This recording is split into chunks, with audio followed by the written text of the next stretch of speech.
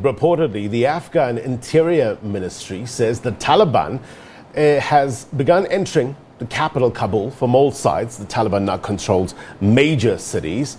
The Taliban's movement or momentum rather, continues to grow as U.S. forces withdraw from Afghanistan. I want to get the very latest, bring in SABC International editor Sophie Mokoena. Sophie, very good morning to you. What more are we learning? Well, clearly, as you pointed out, reports are that the Taliban have entered the Kabul, and we know that this is the capital city.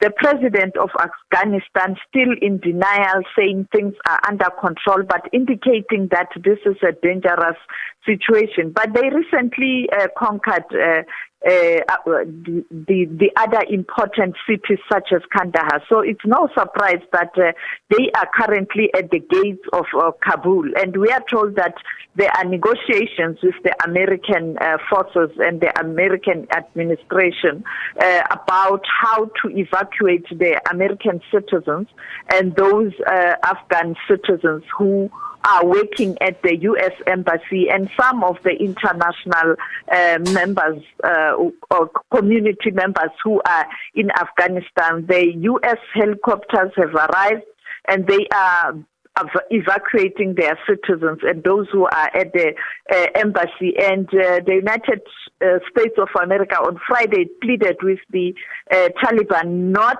to attack the U.S. embassy because it was going to lead to casualty of many people who are currently seeking shelter at the U.S. embassy. And we are told that America has promised that by Tuesday it would have evacuated all its citizens.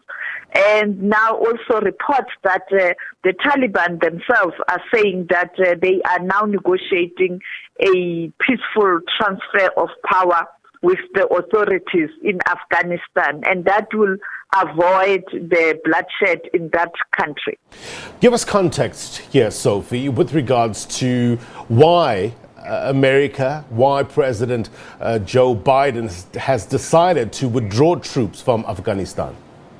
You know, after the 9/11 disaster, America took a decision to go to Afghanistan because there was a belief that the attack was planned and orchestrated from that area.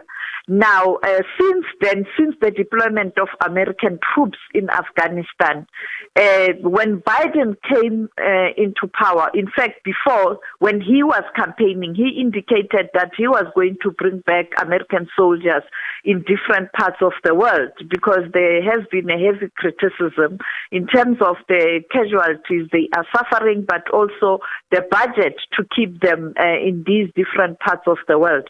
And he made an indication and had a time frame to pull out the American soldiers or troops in Afghanistan. And he was implementing what he promised during the election campaign. But unfortunately, I think there was no clear plan and also a well-thought assessment of the situation in terms of when America pull out of Afghanistan, what is likely to happen. And clearly it has exposed the fact that the current government is not as strong as it was believed. It's clearly very weak because it was so easy for the Taliban to really conquer major cities and now the capital city.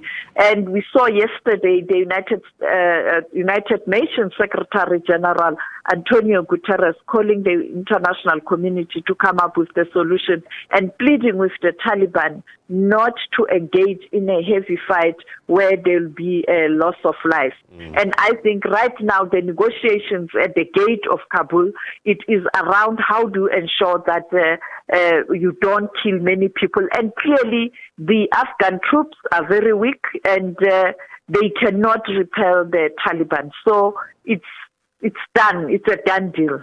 Reports suggest that, the Taliban seized a key city in Afghanistan, Jalalabad.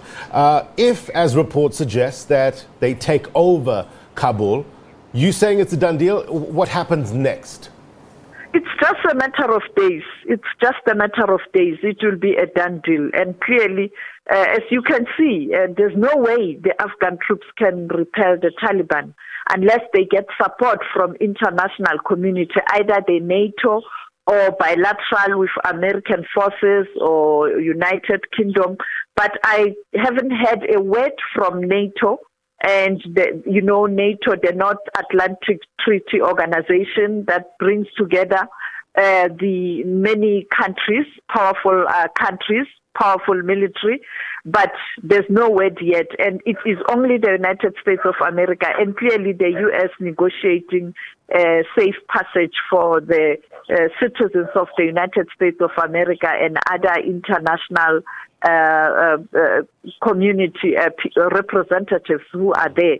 Clearly, this is a done deal. And I think waiting at the gate, the Taliban are just complying with the request from the United Nations as the UN is a world body through its Security Council.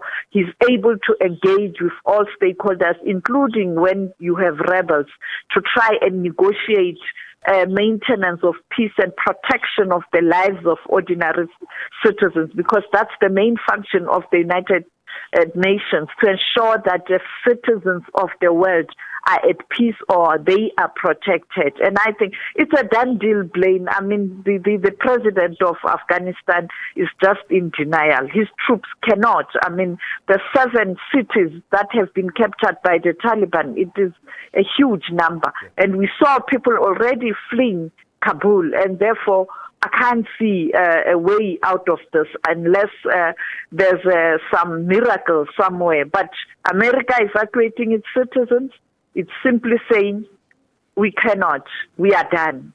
Just before I let you go, Sophie, you spoke about the international community. Does South Africa have a posture, a position, any opinion as to what's happening in Afghanistan?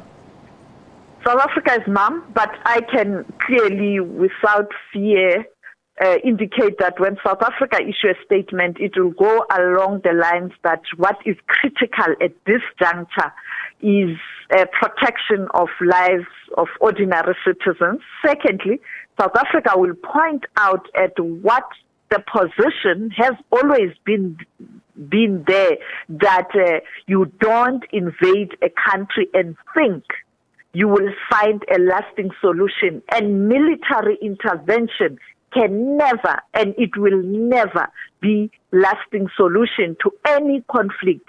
You have to bring the stakeholders together and they discuss and find a common ground. You can never resolve any disgruntlement or anger of a nation or citizens with military. It is not a lasting solution. We've seen it on the continent where leaders, presidents, and prime ministers used military to quell the unrest or protest. It doesn't last. It ends with loss of life, but with the government being discredited. I mean, look at what's happening in Zambia right now. Edgar Lungu, ahead of elections, he decided to deploy soldiers in the streets. Now Zambians are speaking with a vote very loud and clear that you amended the constitution to come back third term. You now send in troops to deal with us. We are resisting this. So it's the same. You look at Libya. There's no lasting solution since the invasion. You look at Iraq. South Africa did warn them that there are no weapons of mass destruction. Bush and Blair didn't listen. Today they are apologizing that it was a big mistake. There were no weapons of destruction. But today Iraq is a failed state. The same with Libya. They were warned that don't do this, leave it to the AU to intervene. And Gaddafi was beginning to accept the negotiations with the AU led by former President Zuma. But America, with its arrogance, went there, supported by NATO. Today, Libya is almost a failed state. So it's the same story. Aggression doesn't help. Invasion doesn't help. You can never solve problems of citizens with military might.